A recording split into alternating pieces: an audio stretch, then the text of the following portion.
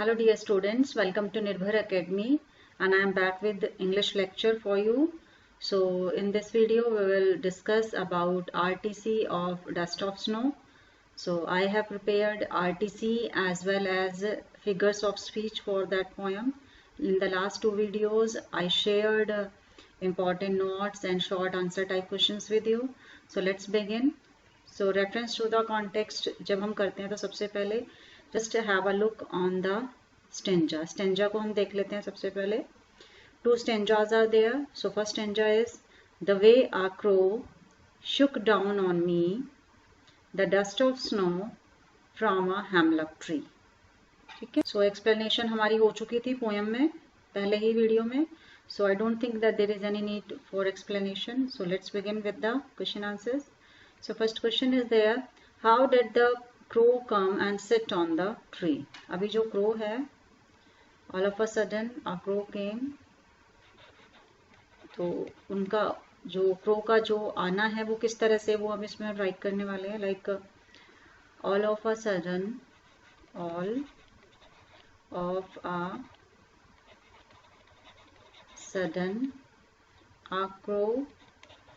a crow came from nowhere, पता नहीं वो कहाँ से आ जाता है, and sat on the hemlock tree. कहीं से आता है और आकर के hemlock tree पे बैठ जाता है. So इस तरह का क्वेश्चन आपके एग्जाम में पूछा जा सकता है. एग्जाम में पूछा जाएगा तो उसी के अकॉर्डिंग आप आंसर करेंगे. What kind of tree it was, अभी पेड़ के बारे में बताना है हमें कि पेड़ किस तरह का है. So it was a poisonous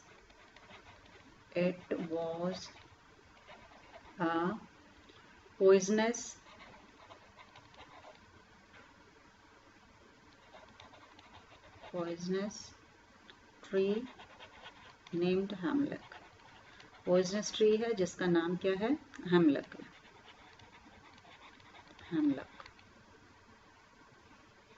Then next question is where was the poet standing and what happened to him. अभी पोइट के बारे में बताना है कि वो कहाँ खड़े हुए थे और उनको क्या होता है. Yes. So now the answer is the poet stood under the hemlock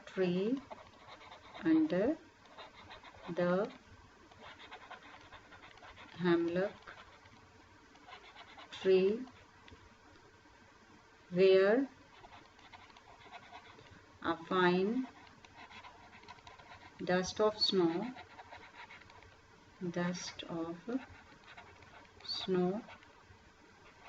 was falling on him from above. क्या होता है, उनको ऊपर से जो स्नो फ्लेक्स हैं वो उनके ऊपर गिरते हैं. ठीक है. और एक हेमलक ट्री के नीचे वो खड़े हुए थे. Next question is name the pome and poet. So this is a very simple question. So answer हम देंगे. The name of the poem is the name of the poem is dust of snow. Single inverted में लिखेंगे हम इसे, dust of snow, and poet is Robert Frost. So ये questions हमारे हो गए हैं. पहले स्टेंजा में ये क्वेश्चंस थे. अब हम अपने दूसरे स्टेंजा पे आ जाते हैं which is given here. देखिए, has given my heart a change of mood and saved some part of a day I had rued. So पहले वाले स्टेंजा में उनका मूड अलग था, यहाँ पे उनका मूड चेंज हो गया है. In the first stanza he was very sad, feeling very depressed, but after falling down of the snowflakes उनका मूड पूरी तरह से चेंज हो जाता है। और यहाँ पर now he was feeling very happy, satisfied कि उनका पूरा दिन बर्बाद नहीं हुआ। So now let's we are having the questions. Why did the poet's mood change? अब हमें बताना है कि पोइट का जो मूड है वो यहाँ पर कैसे change. The site of, so the question is why did the poet's mood change? Poet का जो मूड है वो कैसे चेंज हुआ? Yes, the falling of the fine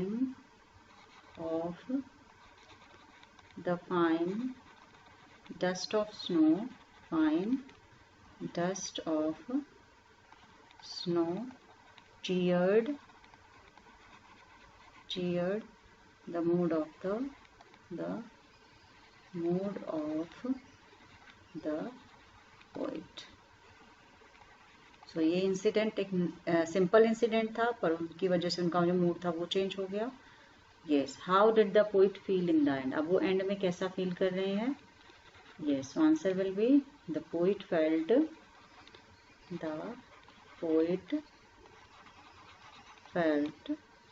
happy in the end. उनको बहुत अच्छा लग रहा था and he was feeling very happy. Next question is why did the poet रू अर्लियर? इससे पहले वो बहुत ही ज़्यादा रिग्रेट फील कर रहे थे या उनको बहुत अच्छा नहीं लग रहा था, बहुत सैड फील कर रहे थे। उसका क्या कारण है? यस, अर्लियर, क्योंकि जो पहला स्टेंजा है वो उसी को एक्सप्लेन करता है आपका। Earlier the poet felt deeply sad that, क्या कारण था उसका? that the whole day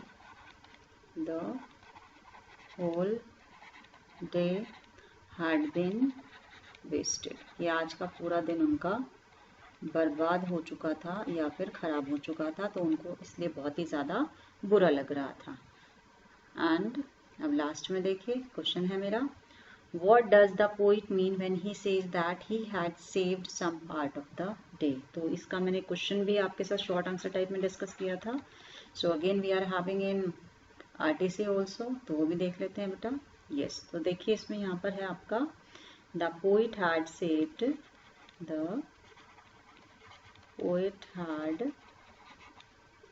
saved some part of the day,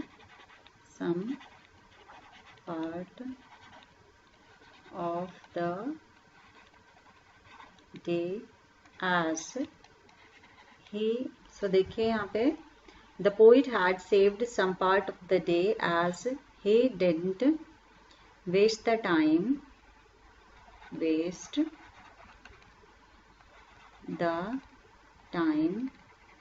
in repenting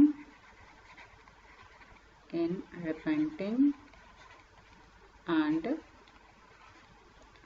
regretting। उन्होंने अपना बाकी बचा हुआ टाइम जो है वो बचा लिया। कैसे बचा लिया?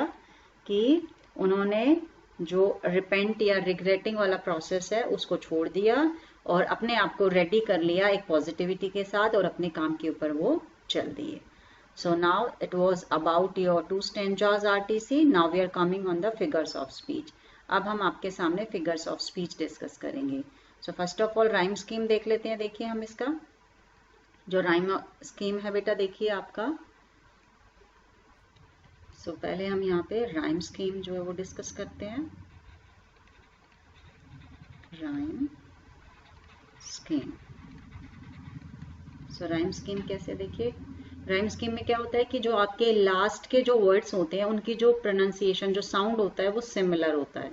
सो लाइक देखिए यहाँ पे क्रो, स्नो, तो यहाँ पे क्रो का जो मैच है वो किसके साथ हो रहा है? स्नो के साथ हो रहा है। मी ट्री, ठीक है। सो यहाँ पे जो राइम स्कीम आपकी है वो क्या है? ए बी ए बी, ठीक है। और जो सेकंड स्टेंजा है वो भी एक बार देख लेते हैं हम, उसमें भी कैसे है देखिए। Hurt PERT. हालांकि स्पेलिंग अलग है, सारी चीजें बिल्कुल अलग है, लेकिन जो प्रोनाउंसिएशन है, जो साउंड है, वो सेम निकल करके आ रहा है। सो यहाँ पे बी के बाद क्या आ जाएगा, हर्ट, सी, पर्ट, सी, ठीक है। और यहाँ पे मूड, रियूड, तो ये क्या हो गया आपका, डी, डी, ठीक है। सो सी डी, सी डी। सो यहाँ पे जो राइम स्कीम है आपकी इस तरीके से है। ये राइम स्कीम हो गई हमारी, देखिए ए बी, सी डी, ठीक है। अब हम देख लेते हैं बेटा कि इसमें फिगर्स ऑफ स्पीच आपके कौन कौन से यूज हुए हैं। अब आप ये देखिए यहाँ पर जो हमारी पोयम है उसमें एक्चुअली क्या है कि पूरा का पूरा विदाउट एनी पंक्चुएशन मार्क जो है वो आपका दोनों स्टेंजा चलता है। आप अपनी एनसीईआरटी बुक उठाएंगे तो उसमें देखेंगे कि पूरा का पूरा जो दोनों के दोनों स्टेंजाज हैं आपके, सिर्फ लास्ट में जाकर के उसमें फुल स्टॉप आता है, अदरवाइज वहां पर कोई फुल स्टॉप आपका नहीं है। सो इसीलिए जब भी किसी स्टेंजा के अंदर कोई भी पंक्चुएशन मार्क आपका नहीं होता है, वो बिना किसी पंक्चुएशन मार्क के चलती है, तो उसमें जो आपका फिगर्स ऑफ स्पीच होता है वो होता है एनजाममेंट, ठीक है। स्पेलिंग लिख देते हैं यहाँ पे, एनजाममेंट, E N JAM BMENT, एनजाममेंट। एनजाममेंट में क्या होता है, कोई भी पंक्चुएशन मार्क नहीं होता, वो कॉन्टिन्यूअस लाइंस जो होती हैं वो आपकी चलती हैं। तो इसमें जो आपका फिगर्स ऑफ स्पीच यूज हुआ है वो एनजाममेंट हुआ है, ठीक है।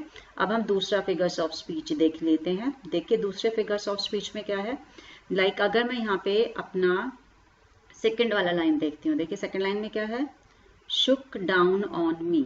तो यहाँ पर देखिए ये जो ओ है आपका, ये आ गया, ये ओ आ गया, और इस लाइन में ये वाला आ गया। तो ये जो तीनों आपके ओ हैं ये किसको बता रहे हैं, ये एसोनेंस को ले रहे हैं। एसोनेंस में आपका वावल साउंड होता है और वो इरेगुलर होता है। इरेगुलर मीन्स क्या होता है कि ऐसा नहीं है कि बिगनिंग में आएगा या एंड में आएगा, वो कहीं पे भी आ सकता है। तो इसीलिए एसोनेंस जो सेकंड वाली लाइन है उसमें किसको यूज किया है, एसोनेंस को यूज किया है, एसोनेंस, एसोनेंस। एसोनेंस में क्या होता है, वावल साउंड आपका यूज होता है। तो आप यहाँ पे राइट भी कर सकते हैं वावल साउंड, ठीक है।